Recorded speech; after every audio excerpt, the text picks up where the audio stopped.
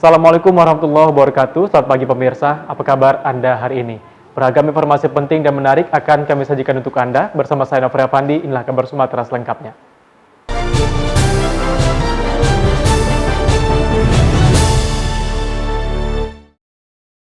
Pemirsa, untuk mengejar capaian angka 70% pelaksanaan vaksinasi COVID-19 di Kabupaten Tapanuli Selatan, Sumatera Utara, Forum Koordinasi Pimpinan Daerah Tapanuli Selatan dan Padang Lawas Utara memberikan penghargaan Forkopimda dan Kepala Desa.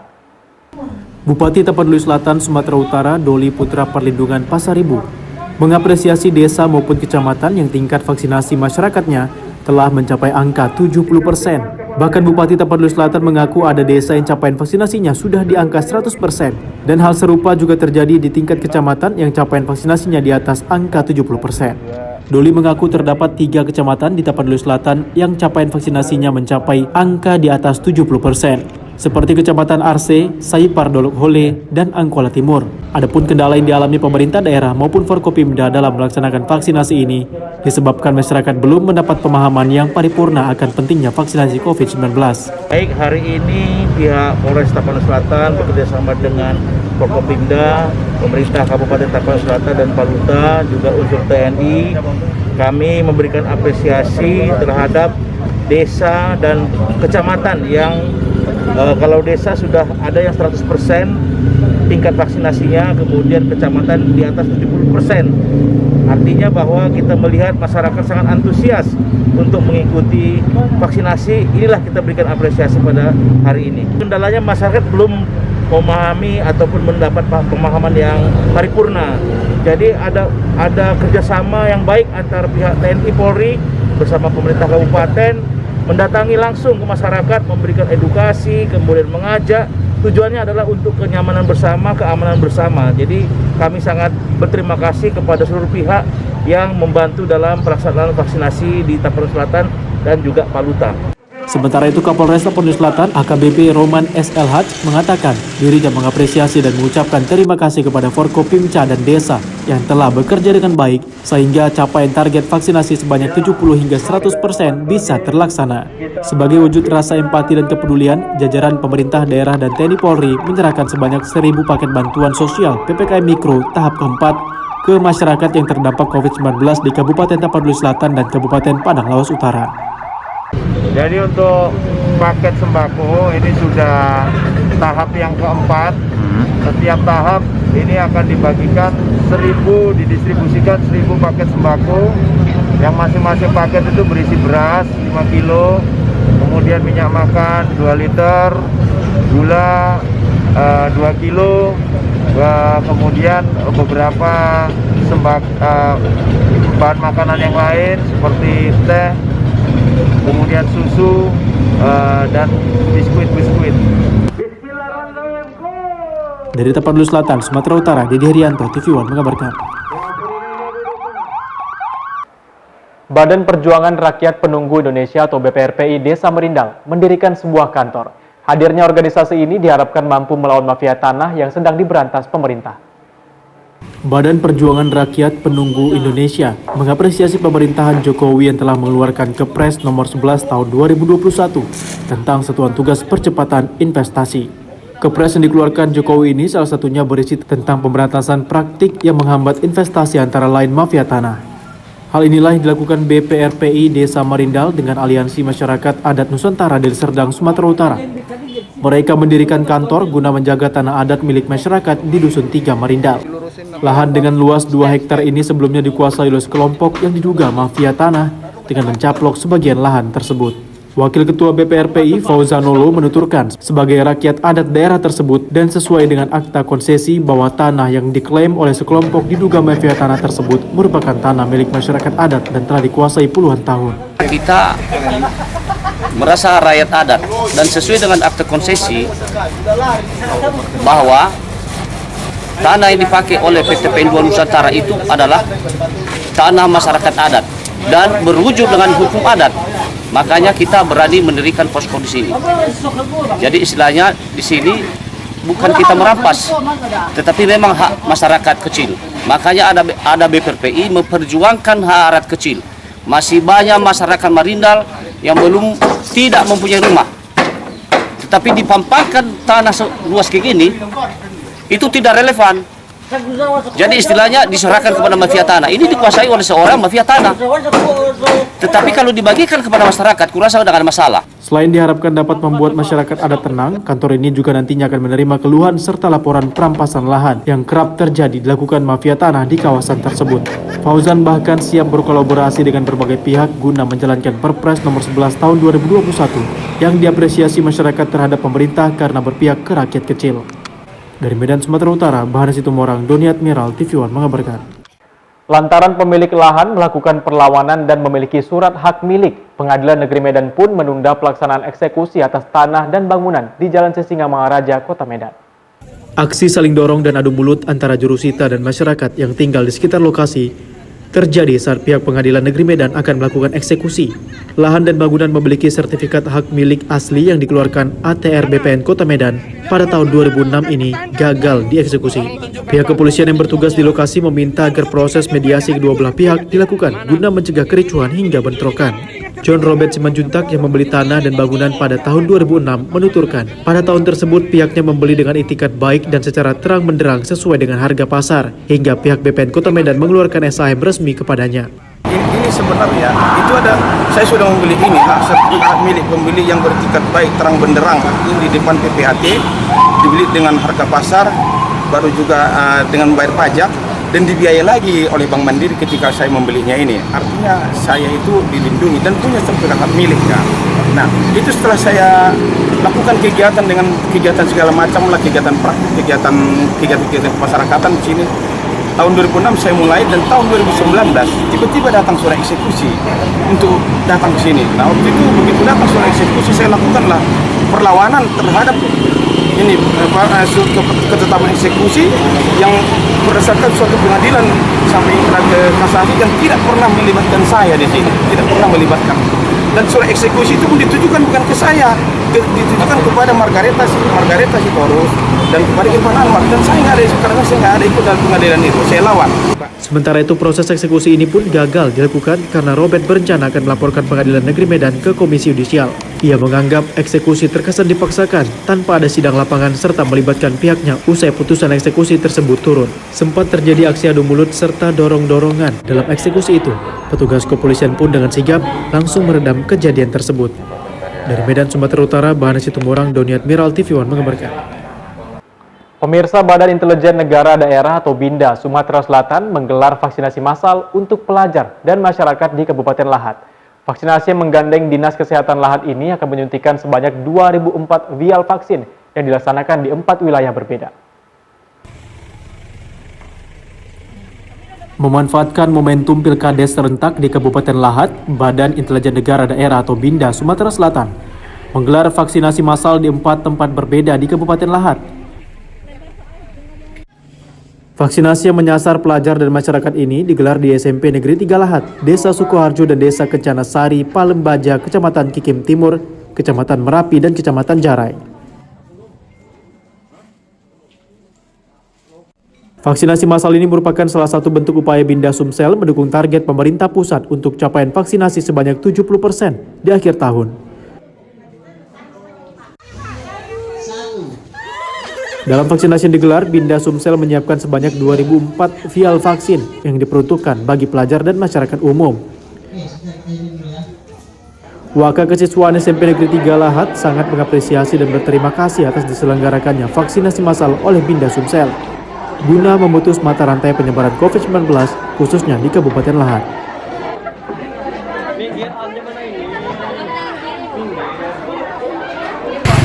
Kami dari pihak sekolah mengucapkan banyak terima kasih kepada Bapak Presiden dan anggota tim yang telah menyelenggarakan vaksinasi untuk setiap sekolah dan untuk mensukseskan 70% vaksinasi di akhir tahun.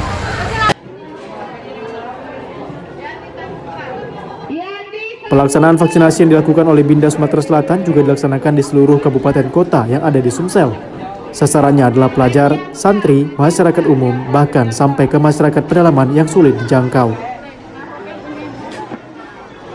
Dari Kabupaten Lahat, Sumatera Selatan, Ahmad Judiansyah, TV One mengabarkan. Pangdam 1 Bukit Barisan, Majen TNI Hasanuddin meresmikan 2 unit jembatan gantung di Kabupaten Tapanuli Tengah, Sumatera Utara. Jembatan tersebut dinamai dengan Jembatan Cinta Kasih.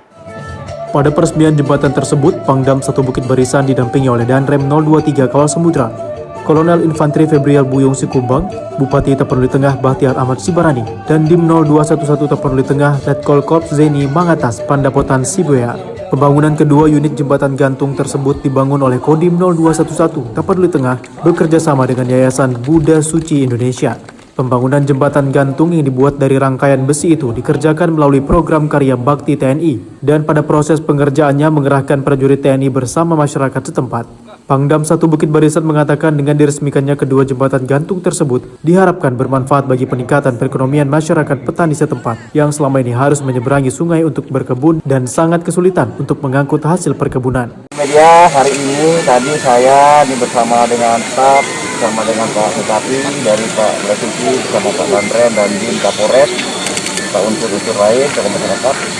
Kesempatan hari ini meresmikan jembatan Cinta Kasih dan kedua jembatan ini dengan di Panduamas lama Pak. Sama tentu kami mengucapkan syukur kepada Tuhan ya Rabbi karena tempat kami diberi kesempatan saudara-saudara kita mau memperhatikan kampung halaman yang kita cintai. Khusus kepada Bapak Pangdam kami ucapkan terima kasih yang tak terhingga. Semoga Pak Pangdam juga bisa lebih memperhatikan Kabupaten Tapanuli Tengah yang selama ini sudah diperhatikan, tapi bisa makin kencang memperhatikannya. Dan kami ini merasa bangga dan terharu juga, ya, yang selama ini kami kalau memang ada besar air, tidak bisa lagi masyarakat petani saya gigi untuk ke kebunnya masing-masing untuk mencari nafkah. Tapi dengan adanya ini, alhamdulillah, saya katakan terima kasih banyak kepada pemberi bantuan yaitu Buddha Suci, termasuk juga Pak Pangdam, Pak Bupati. Sementara untuk panjang jembatan gantung yang diresmikan di Desa Manduamas Lama, Kecamatan Manduamas, sepanjang 55 meter dengan lebar 1,80 cm. Dari Kabupaten Tapanuli Tengah, Sumatera Utara, Syaran Situmorang, TV One mengabarkan.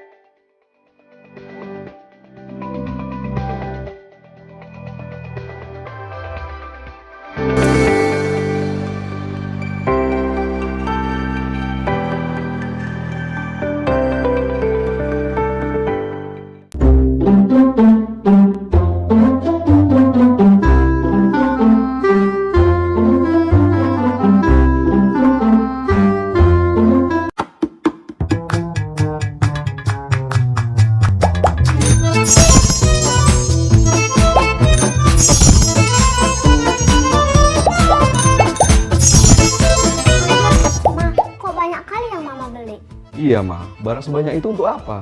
Iya, Mama boros sekali. Gak apa-apa dong.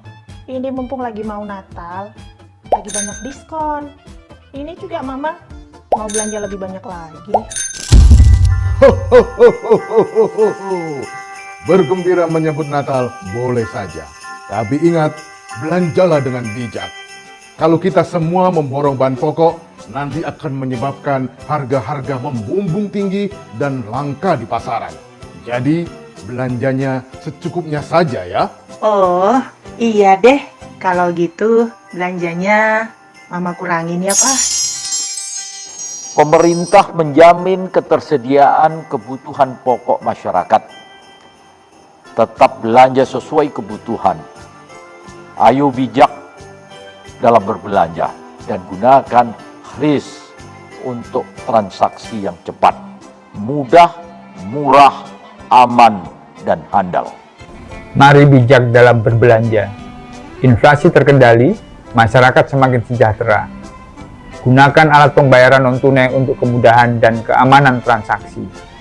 Tetap mematuhi protokol kesehatan, kunci mencapai kesejahteraan masyarakat. Salam, selamat merayakan Natal 2021 dan Tahun Baru 2022. Semoga sukacita, damai, dan kasih Natal senantiasa hadir dalam keluarga Kristiani Sumatera Utara. Tuhan menyertai kita semua. Amin.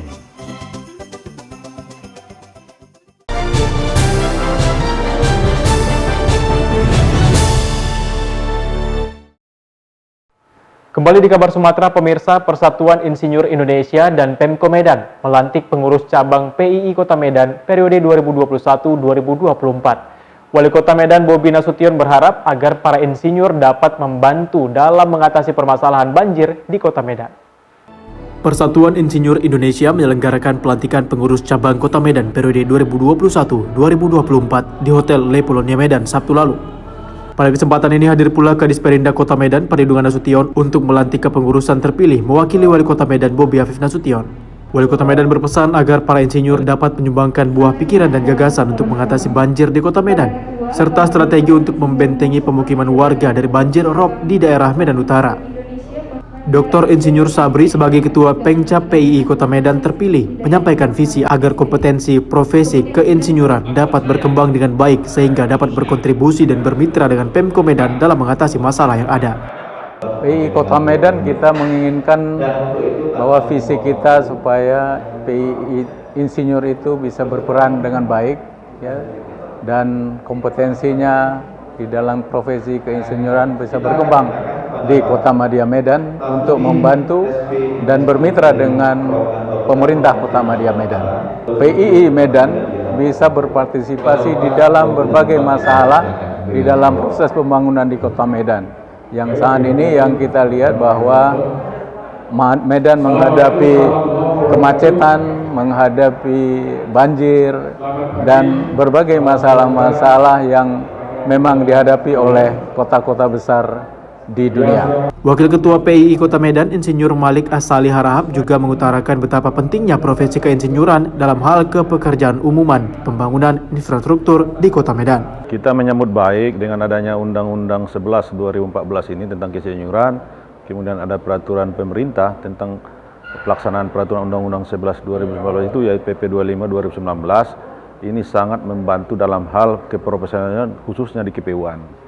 Ini membantu tugas-tugas kita dalam hal keteknikan, karena kita tahu keteknikan itu semua rata-rata ada di KPU-an, yaitu pekerjaan umum dan perumahan rakyat yang sekarang itu menjadi topik utama dalam hal berkiprah sebagai profesi. Dari Medan, Sumatera Utara, Tim TV One mengabarkan. PT Jasara Harja Cabang Sumatera Utara memberikan santunan kepada keluarga korban kecelakaan angkutan kota tabrak kereta api. Masing-masing keluarga korban mendapatkan santunan sebesar 50 juta rupiah.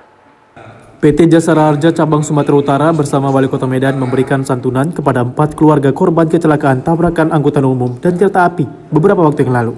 2 dari 4 orang keluarga korban yang hadir menerima santunan secara simbolis dengan masing-masing mendapatkan santunan 50 juta rupiah. Untuk korban luka, PT Jasara Harja Cabang Sumatera Utara juga akan memberikan santunan sebesar 20 juta rupiah dalam bentuk perawatan selama di rumah sakit. Pemerintah Kota Medan dalam hal ini akan meminta Dinas Perhubungan Kota Medan bersama Satlantas Polrestabes Medan untuk melakukan edukasi kepada pengemudi angkutan umum guna menghindari terjadinya kembali kecelakaan. Terus dengan pihak yang berwenang dengan Polres Kota Medan, Satlantas Kota Medan untuk benar-benar memberi pemahaman kepada masyarakat kita tentang tertib berlalu lintas.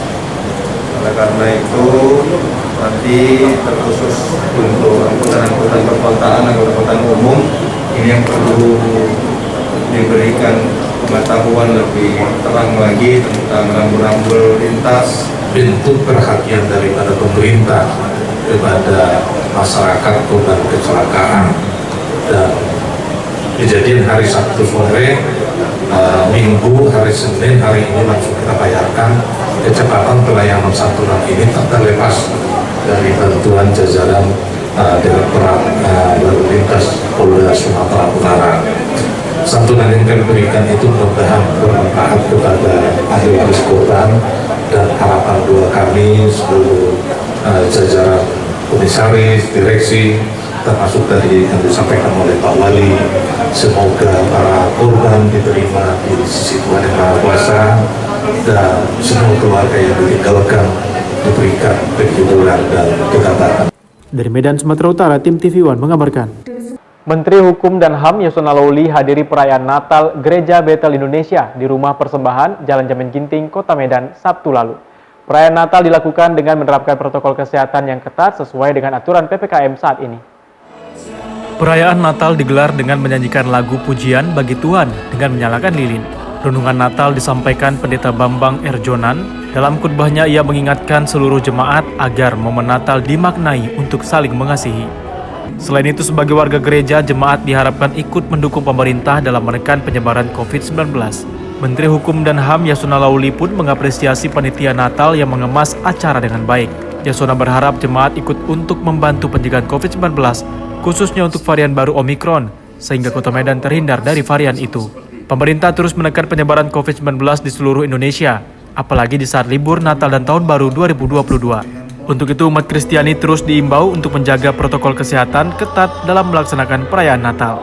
Kita harus taat, ya. Nanti pemerintah akan mengeluarkan pengumuman lagi tentang pembatasan kegiatan dalam perayaan Natal dan perayaan Tahun Baru. Saya berharap seluruh umat Kristiani mematuhi itu karena kita tidak mau terulang peristiwa lonjakan yang terjadi pada bulan Juni yang lalu. Ya, bahwa kita sudah berhasil, negara Indonesia sebagai salah satu negara yang berhasil menangani COVID, turun sangat signifikan. Apalagi dengan ditemukannya varian baru sekarang, maka saya meminta kepada seluruh masyarakat Kristiani untuk turun betul-betul bersama-sama pemerintah taat, ya, membatasi diri dari kegiatan-kegiatan yang mengakibatkan kerumunan yang besar. Dan kalau akan merayakan perayaan Natal betul-betul ya sesuai dengan arahan pemerintah dan prokes yang diterapkan secara ketat, ya, itu yang kita harapkan.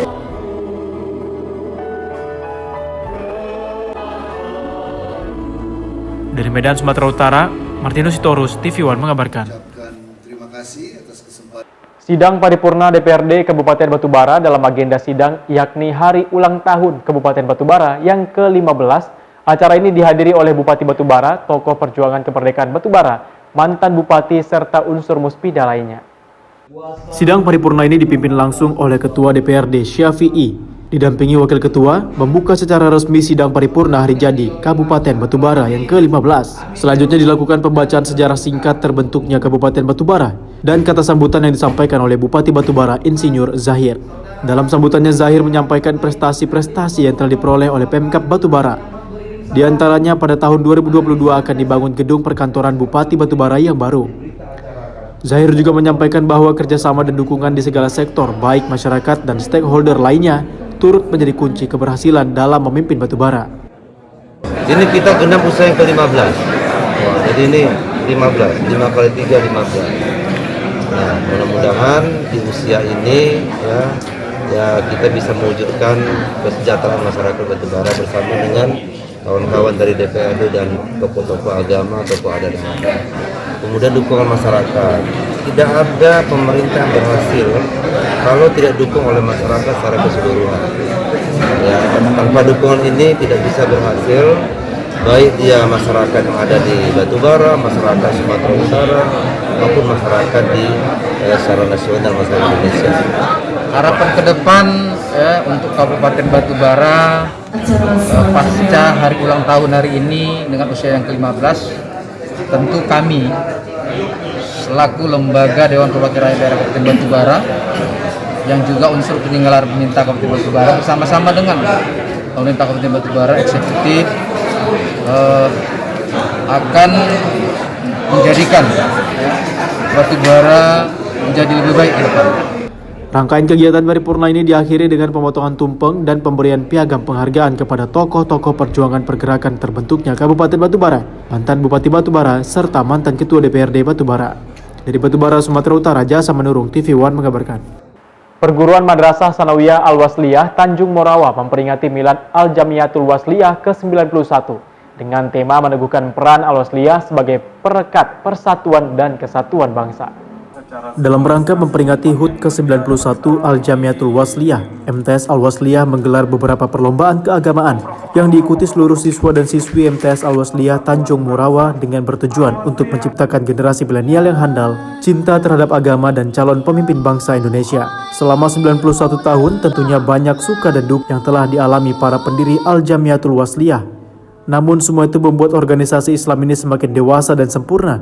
Melalui momen milad ke-91 tahun, Al-Wasliyah kedepannya akan semakin menguatkan doa dan zikir demi terus mengembangkan organisasi ini. Dengan miladnya Al-Jamiatul Wasliyah 91, MTS Al-Wasliyah mengadakan berbagai macam jenis kegiatan dan selanjutnya kita melakukan pemberian penghargaan terhadap orang tua siswa yang telah menyupport anak-anaknya yang selama 4 bulan tidak pernah absen. Artinya yang paling penting adalah orang tuanya itu dan guru bekerja sama menjadikan anak itu berakhlakul karimah tinggi, berbudi pekerti, sehingga wajar jika lulusan-lulusan dari MTS Al-Wasliyah Tanjung Morawa ini menjadikan masyarakat perekat bangsa. Di akhir acara Milad Al-Wasliyah ke-91 tahun di MTS Al-Wasliyah dilaksanakan penyerahan piagam penghargaan kepada para siswa dan guru dan dilanjutkan dengan pemotongan tumpeng. Segenap jajaran Al-Wasliyah dari unsur kepengurusan organisasi di semua tingkatan senantiasa menjaga dan memelihara pengamalan ajaran Islam yang tercermin dari terwujudnya umat yang kuat, tangguh, serta memiliki keseimbangan hidup lahir dan batin. Kedepannya Al-Jamiatul Wasliyah semakin besar dan menjadi pelopor dalam mencetak generasi milenial yang terbaik dan Al-Wasliyah semakin jaya zaman ke zaman. Dari Deli Serdang, Sumatera Utara, tim TV One mengabarkan.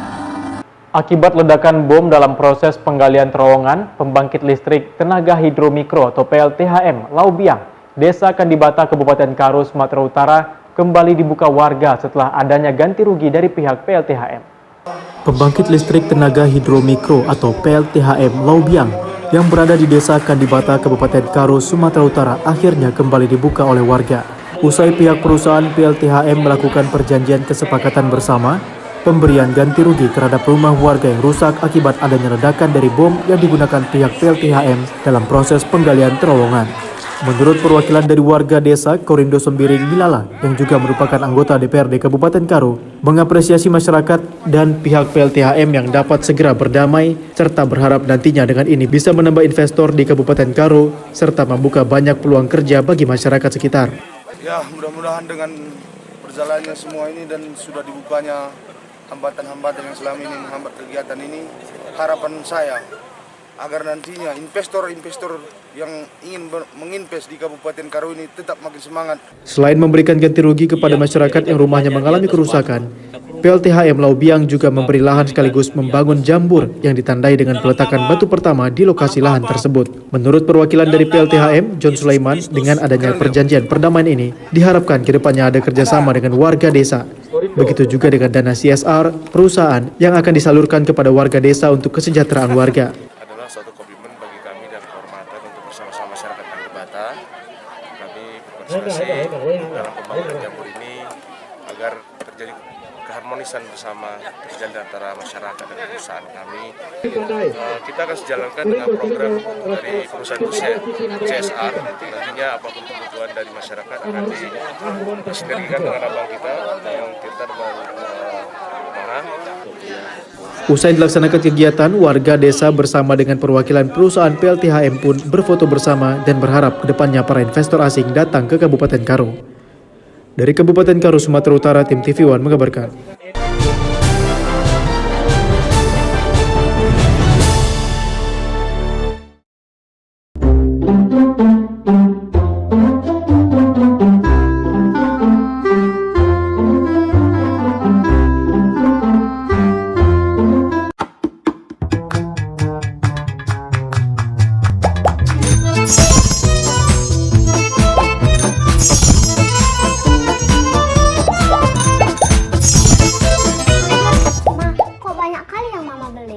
Iya, Ma. Barang sebanyak itu untuk apa? Iya, Mama boros sekali. Gak apa-apa dong. Ini mumpung lagi mau Natal, lagi banyak diskon. Ini juga Mama mau belanja lebih banyak lagi. Bergembira menyambut Natal boleh saja. Tapi ingat, belanjalah dengan bijak. Kalau kita semua memborong bahan pokok, nanti akan menyebabkan harga-harga membumbung tinggi dan langka di pasaran. Jadi, belanjanya secukupnya saja ya. Oh, iya deh. Kalau gitu, belanjanya Mama kurangin ya, Pak. Pemerintah menjamin ketersediaan kebutuhan pokok masyarakat. Tetap belanja sesuai kebutuhan. Ayo bijak dalam berbelanja dan gunakan kris untuk transaksi yang cepat, mudah, murah, aman, dan handal. Mari bijak dalam berbelanja. Inflasi terkendali, masyarakat semakin sejahtera. Gunakan alat pembayaran non-tunai untuk kemudahan dan keamanan transaksi. Tetap mematuhi protokol kesehatan, kunci mencapai kesejahteraan masyarakat. Salam, selamat merayakan Natal 2021 dan Tahun Baru 2022. Semoga sukacita, damai, dan kasih Natal senantiasa hadir dalam keluarga Kristiani Sumatera Utara. Tuhan menyertai kita semua. Amin.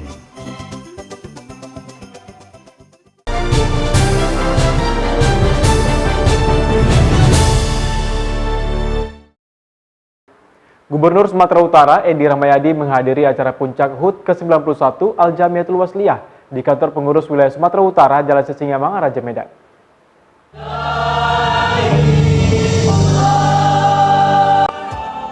Al-Jamiatul Wasliyah kini berusia 91 tahun sebagai organisasi Islam terbesar di Pulau Sumatera.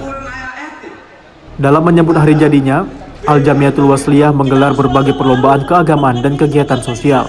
Pada acara puncak HUT ke-91 Al-Jamiatul Wasliyah dihadiri Gubernur Sumatera Utara Edi Rahmayadi, Ketua Umum Pengurus Besar Al-Jamiatul Wasliyah, Masyrul Kamis, dan seluruh keluarga besar Jamiatul Wasliyah. Pada tasyakuran dan resepsi milad Jamiatul Wasliyah, Gubernur Sumatera Utara Edi Rahmayadi menyampaikan, Al-Wasliyah sudah besar dan Al-Wasliyah bukan untuk golongan, melainkan milik umat Islam. Pada hari ulang tahun ini, panitia berhasil mengumpulkan infak sebanyak 671 juta rupiah, di mana dana sebagian besar akan digunakan untuk membangun rumah singgah dan madrasah di Teluk Dalam, Kepulauan Nias.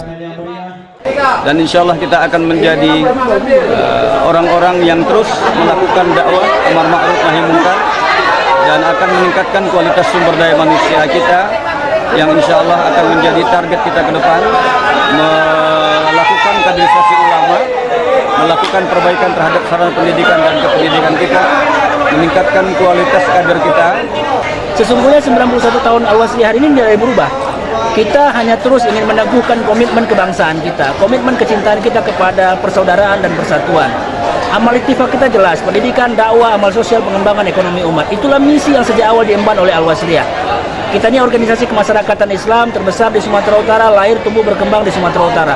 Wajar sekali kalau kemudian kita menjadi bagian yang sangat produktif untuk merawat semua persatuan dan kesatuan di Sumatera Utara ini. Barangkali ini yang dapat kami sampaikan. Dari Medan, Sumatera Utara, Zulfahmi, TV One mengabarkan. Wassalamualaikum warahmatullahi. Kembali di kabar Sumatera, pemirsa, panitia tim seleksi mengumumkan 21 nama calon anggota Komisi Penyiaran Indonesia Daerah atau KPID Provinsi Sumatera Utara.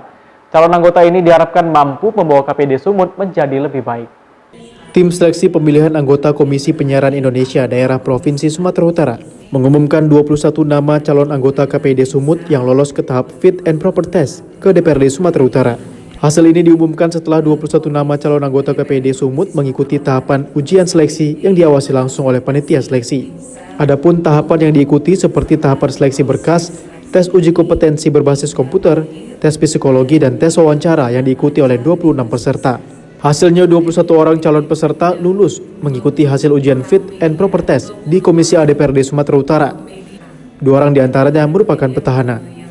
Ketua Tim Seleksi KPID Sumatera Utara, Khairil Ansari, mengatakan telah bekerja keras untuk menghasilkan 21 nama calon anggota KPID yang kapabilitas, Ia berharap ke depannya DPRD Sumatera Utara dapat menyeleksi 7 orang sesuai kapasitas yang diharapkan. Harapan kami, tentu kami telah bekerja keras untuk menghasilkan nama-nama calon KPD yang memiliki kapabilitas, kemudian juga harapan untuk dan kondisi masa depan ya.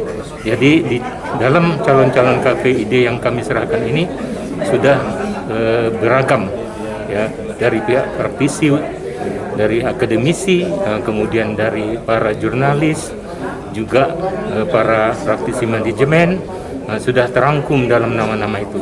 Sejumlah 21 orang itu nanti kita seleksi di Komisi A DPRD Sumatera Utara dengan harapan bahwasanya KPD yang berikut ini harus tampil beda.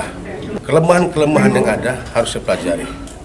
Keunggulannya harus ditajamkan kembali. Nantinya Komisi A DPRD Sumatera Utara akan menetapkan 7 nama calon KPD Sumatera Utara periode 2021-2024. Dari Medan, Sumatera Utara, Tim TV One mengabarkan. Untuk mengantisipasi terjadinya abrasi, kelompok tani hutan tanam pohon mangrove di sepanjang bibir pantai di Kabupaten Labuhan Batu Utara. Untuk mengantisipasi abrasi, warga yang tergabung dalam kelompok tani hutan melakukan penanaman pohon mangrove di sepanjang bibir pantai Kabupaten Labuhan Batu Utara.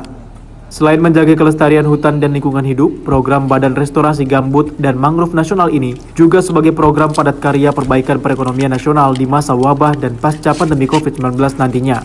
Program reboisasi pohon mangrove yang dimotori oleh Badan RGM Nasional ini yang diserahkan kepada kelompok masyarakat yang tergabung dalam kelompok tani hutan sebagai pelaksana penanaman. Di bawah pengawasan BPDAS Asahan Barumun mencakup wilayah penanaman di 3 kabupaten, yaitu Kabupaten Labuhan Batu Utara, Asahan, dan Batu Bara di Provinsi Sumatera Utara. Penanaman pohon mangrove di sepanjang pesisir pantai seluas 4.100 hektar dengan tanaman jenis pohon bakau dengan bahasa latinnya Rhizopor sp. Kegiatan ini melibatkan sebanyak 2.800 orang yang tergabung dalam 90 kelompok tani hutan dengan pola tanam intensif untuk di darat dan di pantai dengan pola rumpun beranjak. Manfaat yang sudah kami dapatkan yaitu pertama sekali itu adanya lapangan pekerjaan. Kami itu bersyukur bahwasanya kami itu saat ini melaksanakan kegiatan penanaman mangrove di pantai kami. Tentunya penanaman yang sudah kami laksanakan seperti yang Bapak lihat saat ini akan bisa bertahan lebih lama, Pak. Kegiatan ini merupakan program Badan Restorasi Gambut dan Mangrove Nasional. Kegiatan dilaksanakan oleh Pokmas, namanya masyarakat setempat, untuk menambah perekonomian masyarakat, termasuk merehabilitasi mangrove yang telah rusak dan untuk pelestarian lingkungannya, Pak. Demi kelestarian lingkungan hidup dan untuk meningkatkan kesejahteraan masyarakat, khususnya para nelayan, warga berharap kepada pemerintah pusat agar program penanaman hutan mangrove ini dapat terus berlanjut. Dari Labuhan Batu Utara, Sumatera Utara, Edi Saputra, TV One mengabarkan.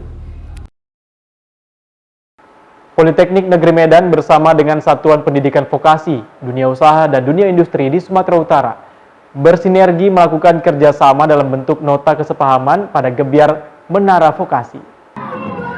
Gebiar Menara Vokasi tahun 2021 yang digelar secara serentak, Kementerian Pendidikan, Kebudayaan, Riset, dan Teknologi melalui Direktorat Jenderal Pendidikan Vokasi menunjuk Politeknik Negeri Medan bersama 4 perguruan tinggi vokasi seperti Pekanbaru, Banjarmasin, Labuan Bajo, dan Kolaka menjadi penggerak ekonomi daerah.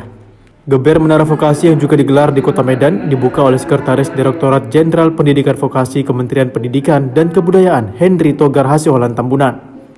Pembentukan akselerator daerah diinisiasi oleh Satuan Pendidikan Vokasi bersama pemerintah daerah, dunia usaha, industri, dan bersinergi melakukan penandatanganan kerjasama dalam bentuk nota kesepahaman atau MOU secara serentak.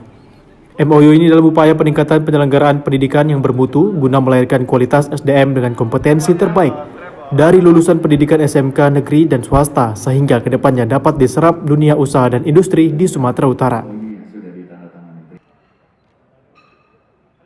Gebiar Menara Vokasi ini itu diharapkan gap antara kebutuhan SDM dari dunia industri bisa kita minimalisir.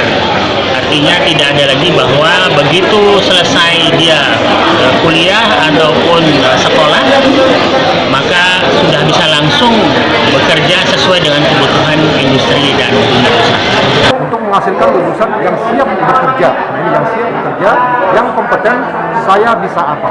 Tidak hanya sekedar saya mempunyai ijazah ini. Vokasi itu ciri khasnya adalah kompeten. Jadi dia selain memiliki ijazah, dia memiliki sertifikasi kompetensi yang bisa langsung mengerjakan pekerjaan di dunia kerja maupun di dunia industri. Dari Medan, Sumatera Utara, tim TV One mengabarkan. Pemirsa, Presiden Joko Widodo telah menerima oleh-oleh berupa 3 ton buah jeruk dari warga Liang Melas Datas, Kabupaten Karo, Sumatera Utara. Setia Sembiring bersama 5 orang rekannya datang langsung menemui Presiden Jokowi dan berharap mendapatkan perhatian dari Presiden terkait kondisi jalan yang rusak di daerahnya. Presiden Joko Widodo menerima oleh-oleh berupa 3 ton buah jeruk dari warga Liang Melas Datas, Kabupaten Karo, Sumatera Utara. Setia Sembiring bersama 5 orang rekannya datang langsung menemui Presiden Jokowi dan berharap mendapatkan perhatian dari Presiden terkait kondisi jalan yang rusak di daerahnya. Menurutnya, jalan yang rusak tersebut juga berdampak pada warga di 6 desa dan 3 dusun di Liang Melas Datas. Pada pertemuan tersebut, Presiden Jokowi mengatakan jalan rusak di Liang Melas Datas akan segera diperbaiki. Ia telah memerintahkan Kementerian Pekerjaan Umum dan Perumahan Rakyat atau PUPR untuk melakukan perbaikan jalan tersebut dan telah ditindaklanjuti dengan pengecekan langsung di lapangan oleh Balai Besar Pelaksanaan Jalan Nasional atau BBPJN Sumatera Utara, Direktorat Jenderal Bina Marga pada Minggu 5 Desember lalu. Setelah menerima jeruk yang dibawa perwakilan warga tersebut, Presiden memberikan bantuan tunai untuk para petani warga Liang Melas Datas. Ia pun berencana untuk mengunjungi desa tersebut apabila jalannya telah selesai dikerjakan. Setia mengatakan bahwa ia dan masyarakat Liang Melas Datas ingin agar Presiden Jokowi juga merasakan jeruk manis yang dibawanya. Selain perbaikan jalan, Setia mengaku juga berharap ada perbaikan untuk rumah, sekolah, rumah sakit, dan fasilitas lainnya. 6 desa di 3 dusun tersebut yaitu Desa Sukajulu, Desa Kutambaru, Desa Batu Mama, Desa Pola Tebu, Desa Kutambelin, dan Desa Kutapengki, ditambah Dusun Barisan, Dusun Kutakendit, dan Dusun Cerumbu. Sementara staf ahli Menteri PUPR Bidang Teknologi Industri dan Lingkungan sekaligus juru bicara Kementerian PUPR, Endra S. Atmawijaya, dalam keterangan tertulisnya mengatakan bahwa jalan merupakan tulang punggung atau backbone dalam meningkatkan produktivitas kawasan. Pemerintah berkomitmen untuk meningkatkan konektivitas untuk menghubungkan sentra-sentra produksi dengan pasar off-taker hasil-hasil komoditas tersebut. Pemerintah pusat akan bekerja sama dan memberikan dukungan penuh penanganan jalan bagi pemerintah daerah setempat dalam koridor peraturan yang berlaku. Dukungan tersebut dilakukan Kementerian PUPR karena ruas jalan dinilai sangat penting bagi masyarakat, sehingga nanti pemerintah daerah bisa melanjutkan pemeliharaan jalan tersebut. Harapan kami, agar Bapak Presiden khususnya dulu bisa tetap dibimbing Tuhan ke jalan yang benar dan bikin kesehatan, agar dia tetap mampu untuk memperjuangkan masyarakat Indonesia ini agar bisa lebih berubah jadi baik. Ini nanti sampaikan ke petani, oleh-oleh sudah saya terima, gantinya. Dari Jakarta, tim TV One mengabarkan. Informasi tadi sekaligus menutup jumpa kita pada hari ini. Tetap perbarui informasi Anda di kanal YouTube TV One News dan kanal berita tvonnews.com. Saya Nofri Afandi bersama kerabat kerja bertugas pamit undur diri. Wassalamualaikum warahmatullahi wabarakatuh dan sampai jumpa.